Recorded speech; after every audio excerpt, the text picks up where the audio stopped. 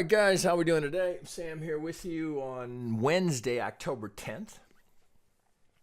So today we did something that we often do. We polled our Twitter followers, see what they were interested in getting reviewed here, and we have two up for review today. First up is Ripple to the dollar. So we have had this action here, so I can understand why people are interested. Now, what I thought I would do today here is focus a little bit more on some short-term trading, because broader market is trend still just down to flat. There are a few exceptions here where we've had some volatility. But I thought we'd spend a little time on some shorter-term trades. So often you'll hear me talk about this algorithm that's here on, certainly it's on larger time frames, but it's really all the way down to the 1 minute really. But I thought we'd look here, we might look at some 5 minute and some 15-minute trends and some opportunities. When you have movement like this, we have some volatility, some trading opportunities that are available to you on both the long and the short side. So I thought we'd do that. But before we do it, I wanted to use this blank space here to kind of review something that is a pattern that you'll find with this algorithm. So I'm going to use this here. So when you're in a series, it's the best way to describe this. I'll do it this way. So we come down here, we get a retrace, and then we go to target. Okay, so let's close that. Okay, so let me see if I can get this done here for us. So let's get this precise. Okay, so there's the algo that we know it's in the markets. We know it's there in every market on every time frame. Now, what you'll find is that the shorter the time frame, the more volatility, the more noise you'll have. So if you were approaching the crypto market here looking for these shorter term swings, you have to anticipate that you'll be stopped out more. You'll have far more trades, but you'll have far more frequent stop outs, right? It's just the nature of going down to that shorter time frame, which is, so you got to pick your spots there, right? So it's not something that I do with a high degree of frequency. I will at times. I tend to prefer to do it in markets other than crypto, because of the ease of going short being just as easy as going long. It's faster and it's click, boom, you're short, click, you're long. A little bit more of a pain in the ass with crypto, but that I'm sort of digressing beyond the point I want to show you here. This is your standard pattern here. So we get a move, we get a retracement, we get in between the 50 and the 618, and then we go to target here. First target being the negative 23.6. Second target, which you'll often see, if we're going to break that, we'll go to the negative 618. Now, rarely will you go to the negative 618 without some sort of a reaction. So you might get something like this that retraces and then goes again. But in a series, it would be as such. So if we went to second target, for example, we'd pull the same thing here, and you'd be anticipating the market's going to come back up here. So there's a perfect example of structure here. Prior support offering the resistance at that 50, and then it goes to the next target. Right? Do you see? So it's swing, retrace. We get in that little box between the 50 and the 618. Right, so that's our sell zone, right? So first question, right? Are we going with trend or against trend? Right, so you have to factor that in. So if trend is down, you'd be looking for sells. So we sell here, then we come back, right? So here's if you see what I mean here, where we talk about. So again, this is all hypothetical, but just to make the point here, we had prior support kicks in at the resistance. If you find that on the 50, that's a trade to seriously consider taking. Right now, you would be approaching this with a risk-reward mindset. I'm doing this on the short side here just because of what we're experiencing in crypto. So if you were a seller, you'd want to front run it by a bit, right? So if we come back here, so let's see if I can get this down here. So stop on the other side of the 65. All right, that's our little stop out. So you might be a tick or two on the other side of it.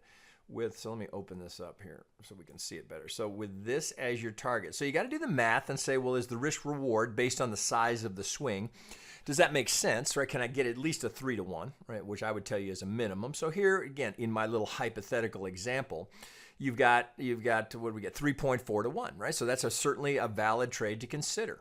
Right? The size would be relative to the amount of risk your trading plan would allow you to take on any given trade. Right? So if you get stopped out. Now, here's what I want to show you. Right? So that structure is good. And so if it were to come back up again All right, and go back up again, retrace, and then head down again. You just stay with those until they fail. Now, they will fail. At some point, there will be a fail.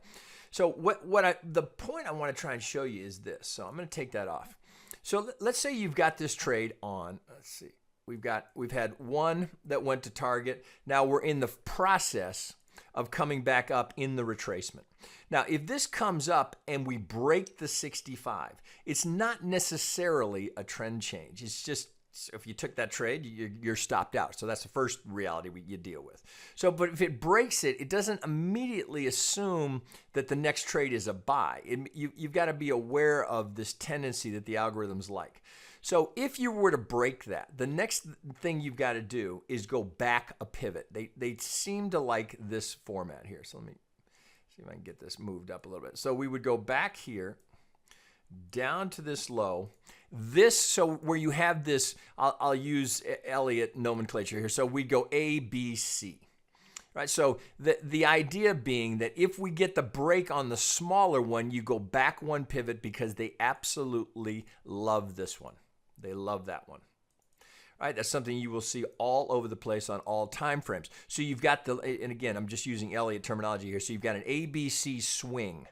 We come back, that's the 50 that you love, right? So it could be the 618, anywhere in this range, but that is a trade that you've got to take. So same idea here. If you were front running here, you got to do the math on this. So so we come down here, we're a stop on the other side of the 65.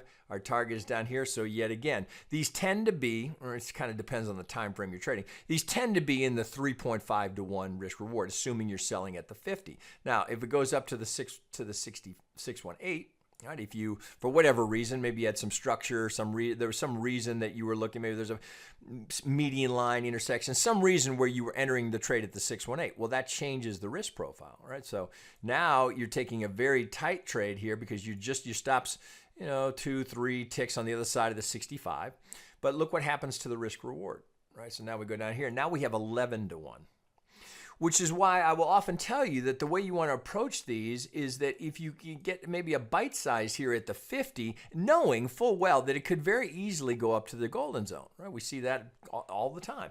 So if it's going to go there, so you have a chance to enter first at the 50, an add here, the second add. So let me do it this way. So let me get that short position again. So let's do it. Let me slide this down. So this is over here at the 618. This right there. Okay, so we have that one. Then we'd have this one here, right? So this is something we teach in the trading room pretty frequently. Okay, so look here, right? And you'll see this all the time. So here's the initial entry because we don't know, right? You don't know 50 to 618. Now, there are things you can do to help with that timing, but let's just assume that you were sitting here and you're, I don't know, 50, 618.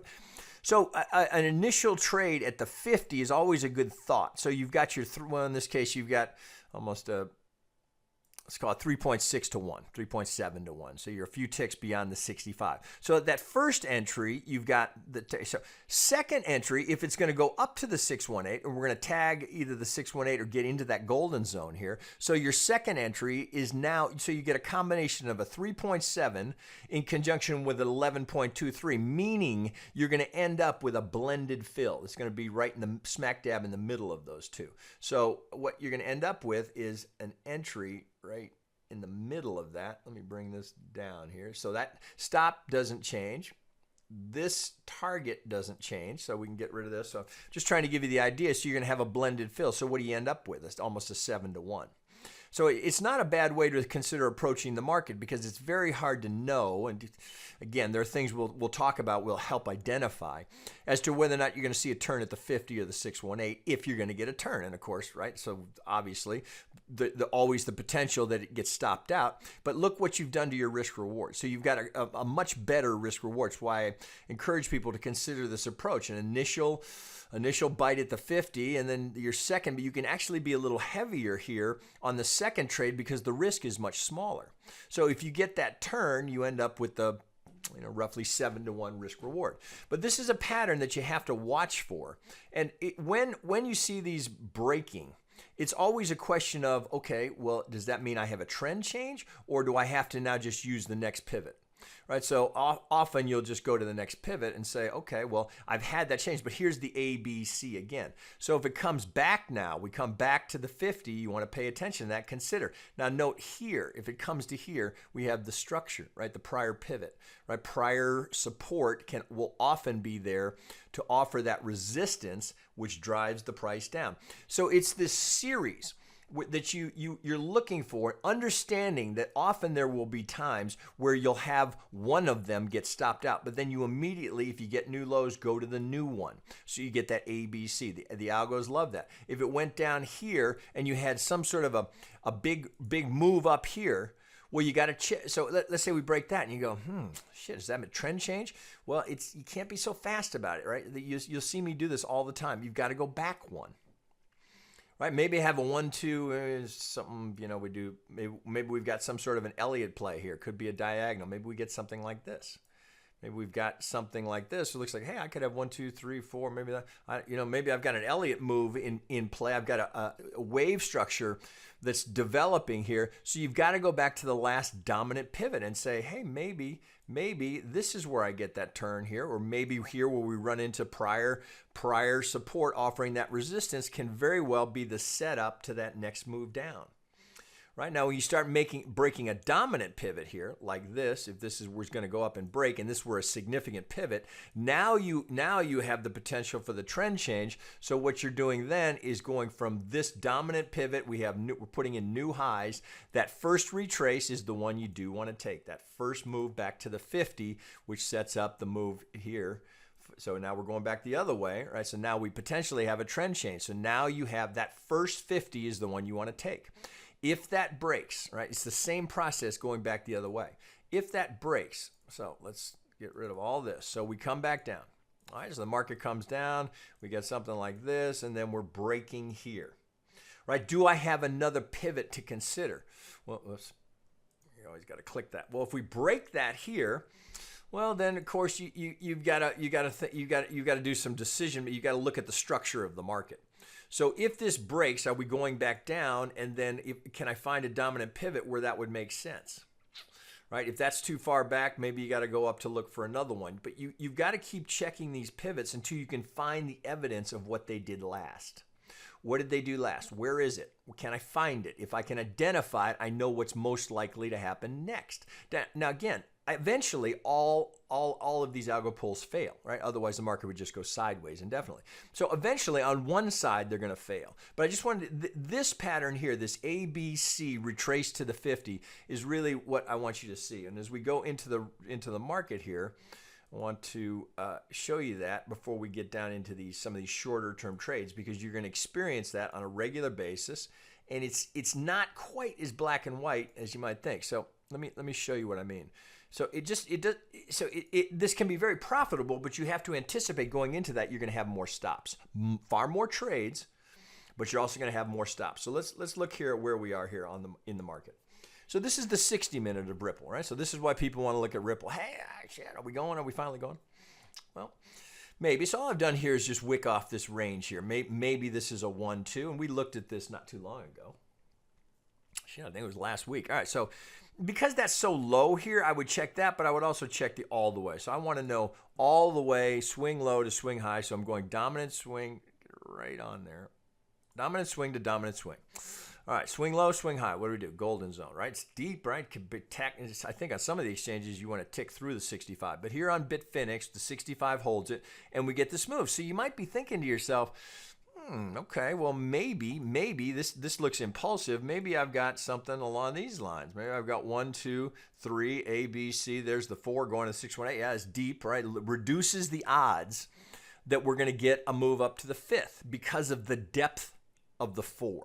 Right? Doesn't mean it can't happen. It just means the odds are reduced by the depth, right? We like ideally we get a 4 up here at between the 23 and the 38. That's highest probability range. 50, we know an algo will kick in there. 618, we're very deep for a 4.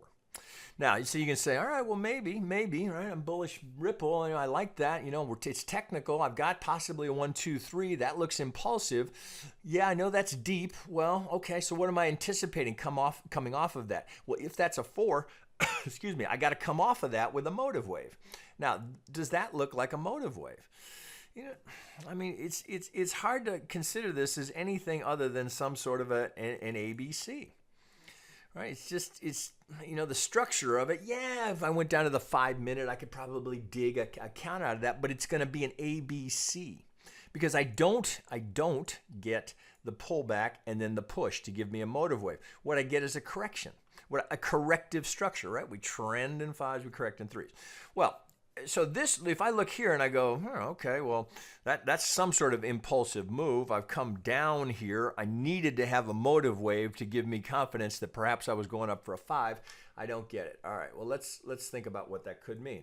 So, of course, one possibility is that the 4 is not finished yet, and we might have something. Maybe we have a very, very deep, you know, maybe we double bottom down here. We don't know, right? So some sort of ABC. Right, so first thing you got to look at that and go, well, why does it stop there? Right, so you could say, oh, prior support here is these wicks here. But remember, of course, there's always an algo on both sides, right? And I'm not saying it's the same people, right? We don't know who's behind it. Don't know. We just know this is an algo that leaves a footprint that we can track. So knowing and understanding that there's always going to be an algo working on the other side. So let's take this off. All right. So the first thing we do, say, that looks corrective. Well, if this is an A, B, C into a B, we're going down for a C. Well, where am I looking for the B? Right. Of course, between the 50 and the 786. So just going swing low, swing high. Right, so what do we do? Right to the 50. Yeah, we get a wick or two through it, but we're coming down. So we have a downside target down here. All right, so it's just straight algo play, right? So here's our target all the way down here. Now, you could make the case here that even if we went down here, as long as we stay above this low, that we could have, this could be a diagonal. So if we went to target, broke the wave 1, you know, technically you could still have a diagonal. It would be it would be unusual for a diagonal to go that deep, having seen this impulsive move, and still ultimately get us back to new highs here. Low probability, right? Not that it's not possible, just low probability. Not a trade I would take, right? So you're trying to buy here on the idea that that's a 4. Well, so you look here and you think, okay, well, so what's happening coming down? Well, there's a couple things here. So first, remember, they're on all time frames all the time, both directions. So first we look here, and we go, okay, well, there was one on this side. So here we went right into the lips of the Vegas wave, and boom, there's that target. So we catch the algo here on this side. So this algo gets paid, right? This algo here, so this perhaps, right? We're speculating based on this evidence. Okay, so there we know we hit target. We know we hit the 50. So algos that we're looking to sell here run into the algos that are looking to sell at that 50 with this target. So how do you know? Well, that's where the Elliott Wave helps us put this into context, right? All we're trying to do is organize it and work around the algorithms. Because if you come back here and you think back to that initial example we have, where the market's going down and we retrace and we do a 50, and then let's say we make an external retracement, right? So when I was being taught this algorithm, I looked at that and said, well, wait a minute. That sure looks like an AB or a 1-2. So if I can combine the Elliott wave relationships with this algo footprint, well, hey, that could be highly advantageous to me, because so you sell here and it goes to target. Well, what if it goes through target? What if it goes here? Right? What is that? Well, shit, man, you told me it was going to stop here and they're going to take profit here, and kept going.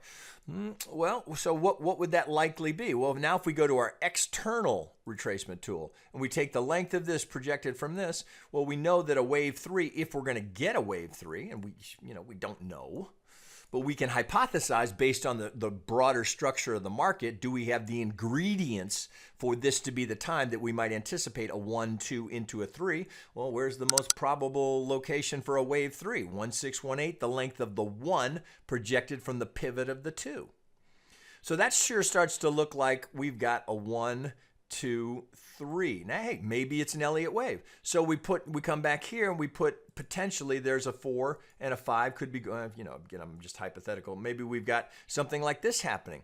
So then, okay, well, we put in the 3. Let's say we go right where you anticipate. You'll often hear me talk about the negative 100 being just sort of a shortcut way to get an eyeball on where the 1618 is. You can see how they will overlap here, particularly if the retracement goes to the 618. They're right on top of each other.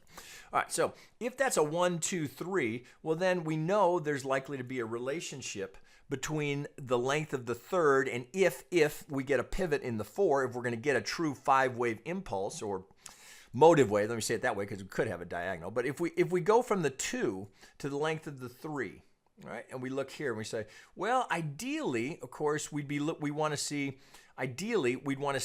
a wave 4 between the 23 and 38, and we see that all the time. But what if it comes to the 50? What if we get a deeper retracement here and we come right to the 50? Well, that's just another straight algo play, right? Do you see that? So all we're doing, really, the foundation of what I'm trying to teach you is that how we incorporate Elliott Wave with what the algos are doing. That's all it is, right? So the Elliott Wave, we can look at that and say, oh, shit, all right, man, well, I got 5 waves down, so I've got a trend in place. What am I anticipating after that 5 wave? Well, after that 5 wave, I'm looking for some sort of a 3-wave structure, right? It's as simple as that, right? And what forget that. You got to double click there. And this right here, right? If this is ABC, correcting this 5, now let me pull some of this off. If that's ABC, correcting some of that 5, what do we know about the B wave? High probability, most likely range for the B wave is between the 50 and the 618. So do you see how we start constructing the algo plays in conjunction with an Elliott wave, right? So if right, and you don't know, but if we come down here, right, trend has been down. We're in that buy zone. We've had 5 down, right? So and we had this. The 2 to the 4 was just perfect. We go to the 50. We go to target. Hey.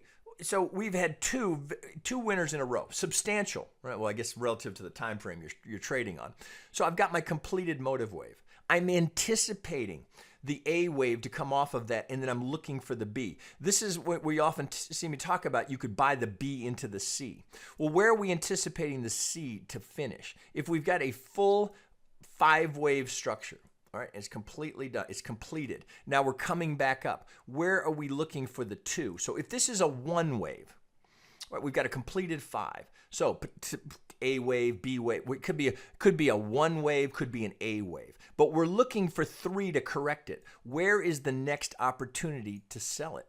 At the 50 with this target. Now I know we're getting here. It's getting harder to see. But you see how this becomes the next trade? Right now you have a bigger range here because we've completed this 5. We come back to the 50. We know, we don't have to wonder. We know an algorithm is going to start selling there, and it will continue to sell all the way up to the 65. So we get this range here, right? Which is why, now back to where I started, you can start selling at the 50 and do just what an algorithm's going to do. Continue to sell, take your last bite just ahead of the 618 because the second trade has much lower risk, right, than the first one. So then you get that blended fill. So you get this idea. So you're in splitting the difference. So maybe it goes up here, right? Maybe it's got more legs. It gets up here, and then it starts to come down. Right now, what do we have? Now we've got, let's say it could be an A, B, C. Could be a 1, 2. Maybe we're going to get the 3. Maybe the 3 is going deep. Maybe we're going to get that same 1618, right? So it's the process of combining. What drives the market are the algorithms. How do we know where they are, what they're doing? How do we organize it? Well, it fits in perfectly with Elliott Wave. Perfectly. That's all I did when I started combining these things. It's a relatively simple concept. Then what about the market geometry? Well, let's go to original on that. How could that fit in? Well, when you start looking at the data on how reliable median lines are, you start to come up with something like that. And you go, well, hey, I could put the market geometry on this. So now I've got a leading indicator forecasting where I might look for some sort of a reaction. Maybe it's the 1618. Maybe we're right in sync with this.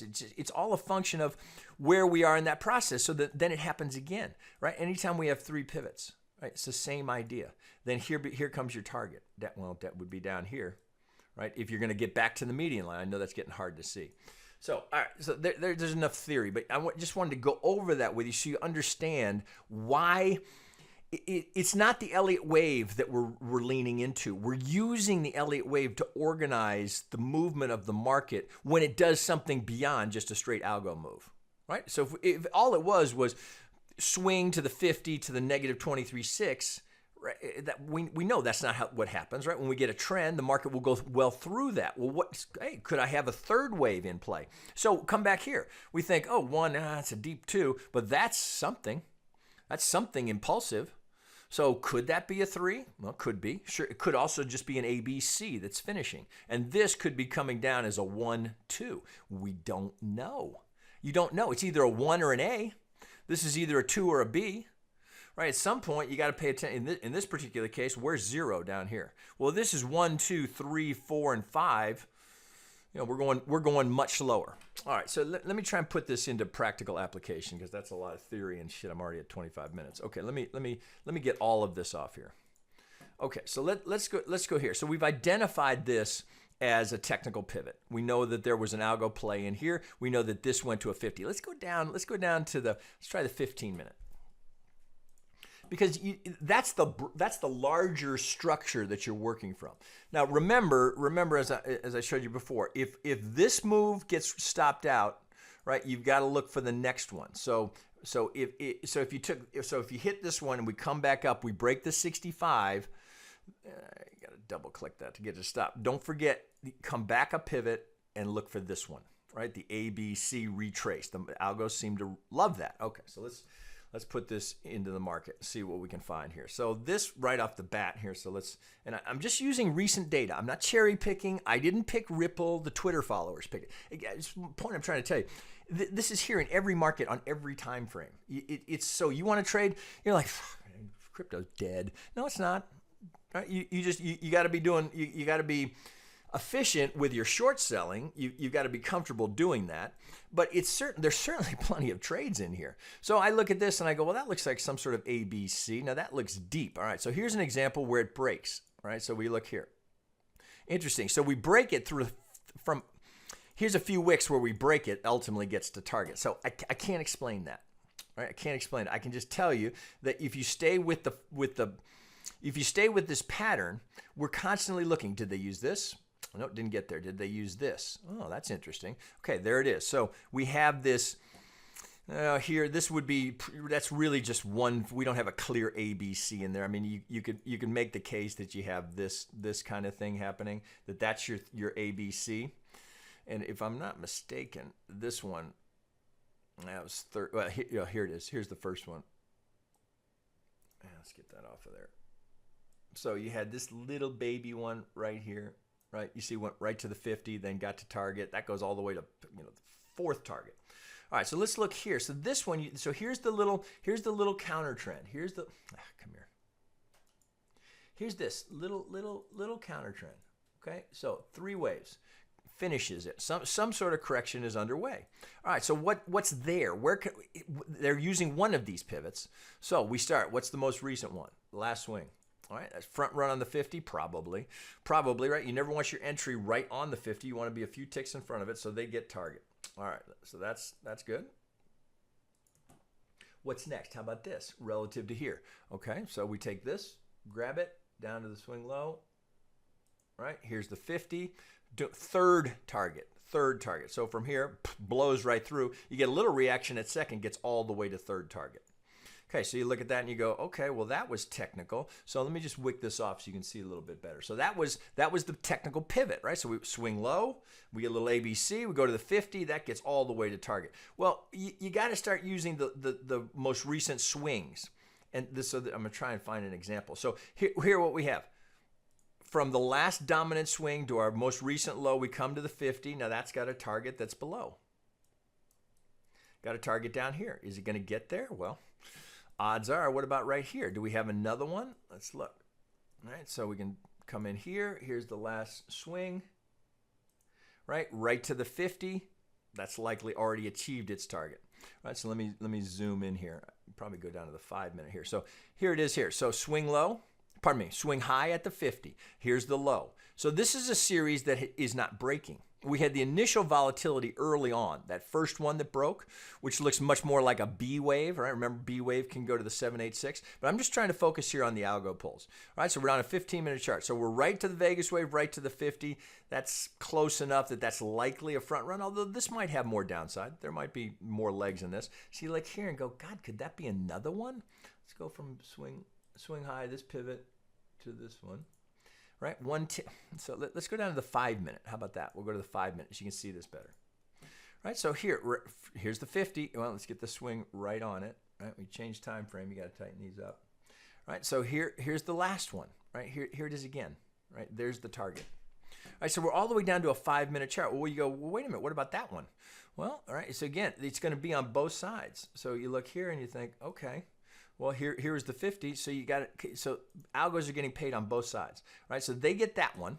That runs into this 50. Now we're on the 5-minute chart. That runs into this 50 and the 233 here at Vegas Wave, right? That's got a target down here. Now, if this starts to come back again, you would sell that, knowing that that target is still down there, right? You sell them, you trade them until they break. So if that comes back up, all right, if we get this from this pivot high, we're just using the last technical pivot that we have that we know that they used. We come back to this 50. Right now we've got a target. Well, let's see. That would have this target. Move this from here, from this 50. If we were to get that, that would have a target right here. Right? We still have the bigger target down here. Right? So the target doesn't move, right? Just because we have continuation here, the bigger targets remain. So there's still an algorithm that sold here that's looking for this target. Right? These are just little areas where if you have something like this that's running, you can start adding to your position as they start to go. Because often you'll see these, and the reason these algorithms are used is because you can get these trends like this. We can get 6, 7, 8 trends to 8 winners in a row. That's why they do it. Because if they get stopped out, they don't care. They're so profitable over time. That's why they do this. Why this is unlikely to change anytime. Because eventually they get on the right side. They might take 2, 3 losers in a row, but the next 50, there will be a 50 that comes that they'll be on the right side. Because there's no guy there sitting going, oh shit, man, should I take that? I'm not sure. I don't know. Where are we in the Elliott account? It's just software. It's just gonna sell that 50. Right? Defend to the 65. If it flips, then it takes the next 50. It's that simple. So I'm just going to randomly pick sections of the chart. It's always there, guys. Always. And just find there's something going up, right? Let's see. It doesn't really matter. I'm just trying to get here. Let's go to something over here. Yeah, let's go. Let me find out where. Give me a second. Let's find out where we are in the larger degree. Okay, so. Oh, I'm trying to find something we haven't done. All right, so here, let's go over here where I'm just.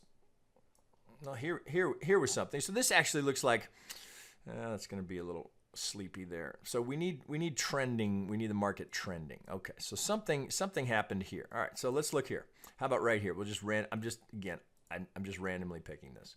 All right, so there's the 38. Doesn't make it. Now we go down to the next one. Doesn't make it. But I would come down one and say maybe. What do we get? Golden zone. Right? Back up. So here, no, we know what happens here. So they don't get target here. So you would not move it just because you have new lows here because we haven't gotten to target yet. So do you see here what's happening? So you get the reaction at the 50. See it? Doesn't get to target. Back up. Golden zone. 618 to the tick. Still not there. 50. Now they get it. It just stays short, right? So they may sell again here. They just stay short until they get it, right? Now, what happens next? Okay, so I'm on the 1 hour. Let's go back down to the 5 minute, right? Again, this is not cherry picked. I'm just using random stuff in the market. It doesn't matter. All right, how about this? This looks interesting. Okay, so this looks like an example. I want to show you an example where it fails. All right, so here. Okay, so there's a slight failure there. All right, so let's come back. Let's look at what happened on the other side. Swing low to swing high.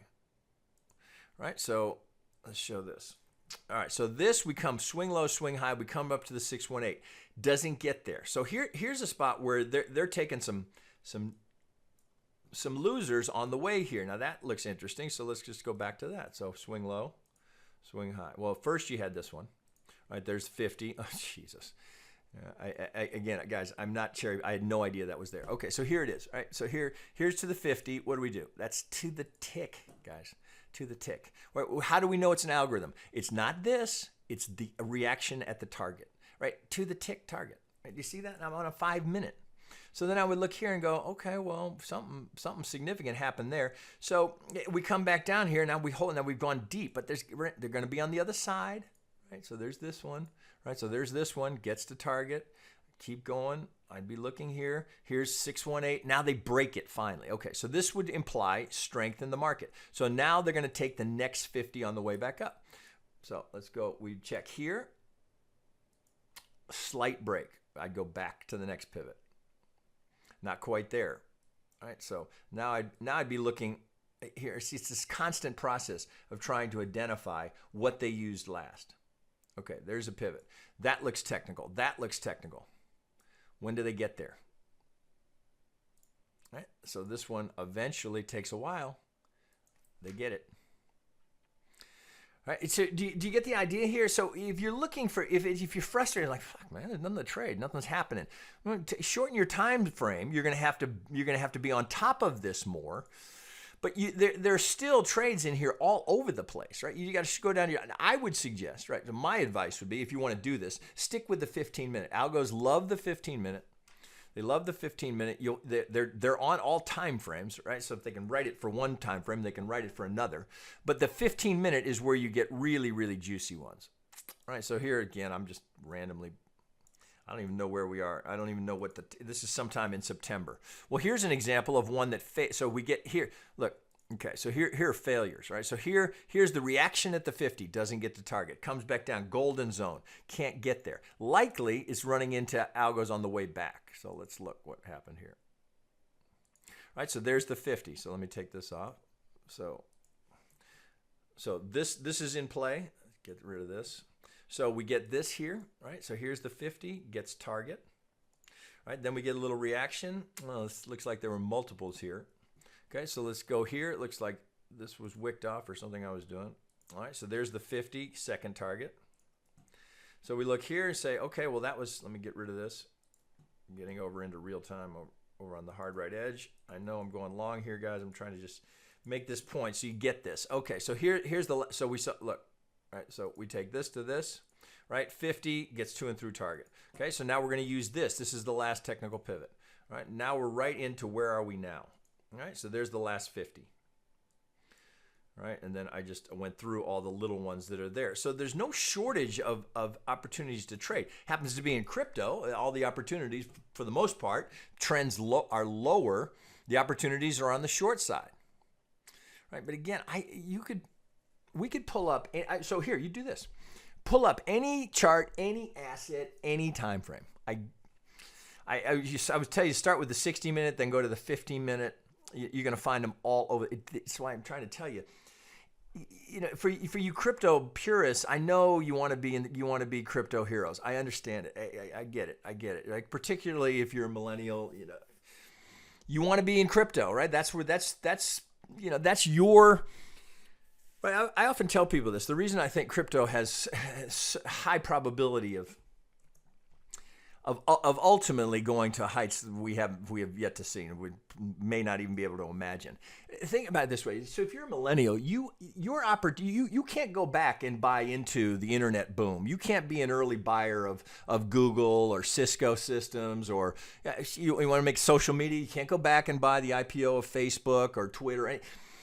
Those opportunities, that money has been made, right? You can still trade them. There's still money, but the big monster money of being early, that money's been made, right? So where's the blue sky for millennials? It's all in crypto. So I understand that's why you want to be here.